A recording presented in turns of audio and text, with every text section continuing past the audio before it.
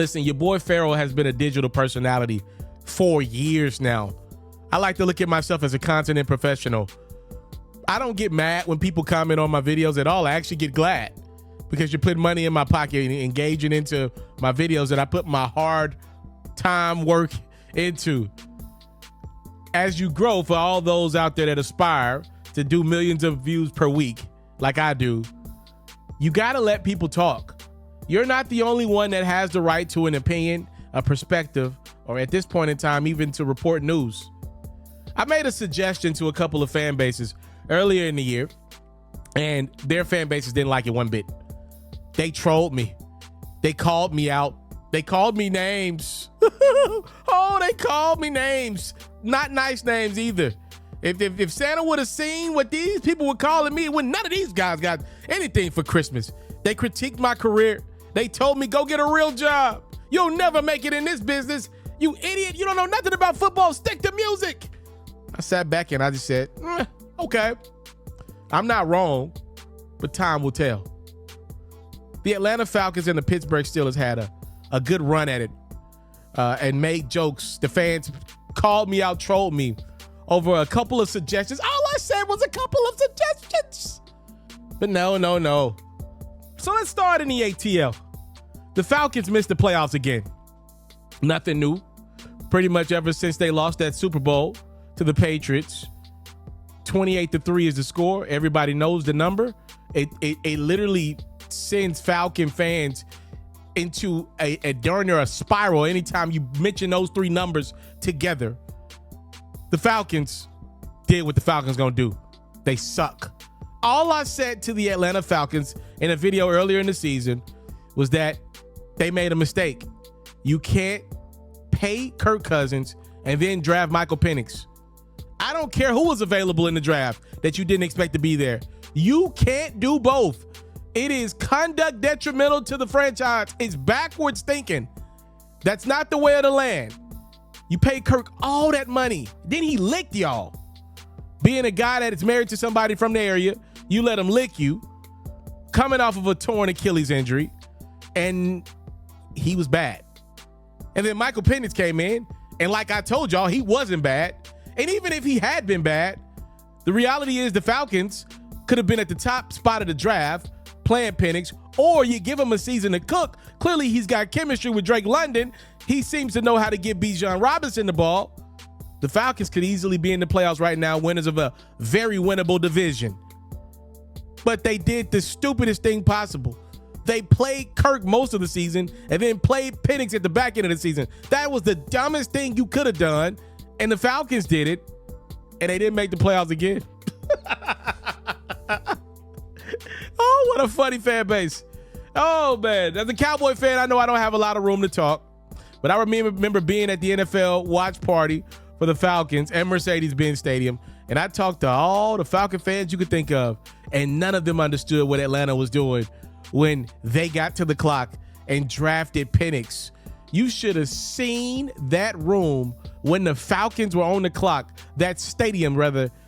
Nobody understood what that franchise was doing, and I don't think they know what the hell they're doing now. Now they want Raheem Morris's job. 1 year in, they want 1 year out. Now let's swing over to a franchise that's got a much richer history. The Pittsburgh Steelers. All I suggested to Pittsburgh was, Mike Tomlin may lose his job if he opts to play Russell Wilson over Justin Fields, who had clearly had a grip on the team locker room at the time. Tomlin does whatever the heck he wants to. He brings in Russ. For about 4 weeks, Russ was cooking. Beautiful looking deep ball, by the way, Russ still got. The problem is he don't got nobody to throw it to. He has no chemistry with the Steelers' best receiver, George Pickens. I don't know who the hell George kicks it with in his offseason. I guarantee you it ain't guys like Russ. You can do what you want with that information. Maybe Pickens and Fields had good chemistry, and that was taken away from them. The reality is the Steelers now have to go on the road to a Baltimore team that has had their struggles with Pittsburgh under the Lamar era, but they cannot afford to lose this postseason game.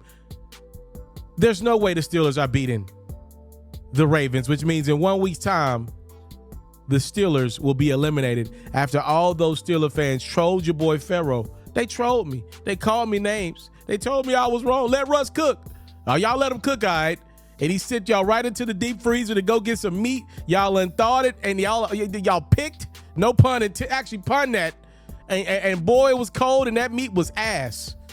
Y'all 4-game losing streak to end the year. Y'all were ass, Pittsburgh. And now y'all take that ass into the postseason, and it's gonna get spanked badly by Baltimore. It's gonna get spanked, and y'all deserve it because y'all fan base is arrogant. Y'all listen. Mike Tomlin won't be available for 3 minutes if he ever loses his job with Pittsburgh. But it's time to do something different. Y'all need something different. I told y'all Mike Tomlin would lose his job if he attached himself to Russell Wilson, and I think that's still on the table. You think the Steelers are going to keep this dude, and I know they don't have a history of never firing their head coach, but you think they're going to keep this dude around if they finish on a 5-game losing streak and a blowout loss to Baltimore? I don't see it. I told y'all Mike Tomlin was going to lose his job if he attached that wagon to Russell Wilson. If he would have attached it to Justin Fields, Tomlin could have sold that franchise on. Give Justin time, chemistry with Pickens, chemistry with some of the other receivers. But now it's like, yo, you invested in Russ, and he didn't pay it off for you, bruh. I don't know about this one. I'm having a good day at the office, as you can see. Let me know your thoughts on abysmal ends to the season for very talkative, abrasive, and brash fan bases in the Atlanta Falcons and Pittsburgh Steelers. This was too much fun. The sweet feet keeping the play alive. Oh yeah, fumble. And the ball is loose. And the defense fumble. He wants to start this drive with a pass. Fires toward the end zone. Bam. That's a dot. This is Touchdown. Trying to get the ball back right now with the onside kick. Oh, we got the ball. They get it back for another drive. Everything going their way right now. Last drive they score. I think I got that. Oh, way to get there. Let's go. Got 42 seconds. Oh, I got something. We're down to the 31.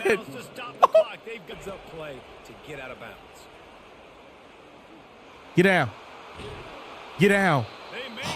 We first and goal. We first and goal. We got a chance. And try to throw a dot here. You've worked this all week. You got to get ready to execute in the red zone. Bro, oh, it's picked off in the end zone. And they'll drag him down after a good Oh, what a game. He looked as if he thought he had Oh, what a game. It's such a fun Oh, this was a classic. but there are some games that no matter what the coaches say, they just mean a little more and they hurt a little more if you lose. They do, and that's a fact. It hurt worse than real life.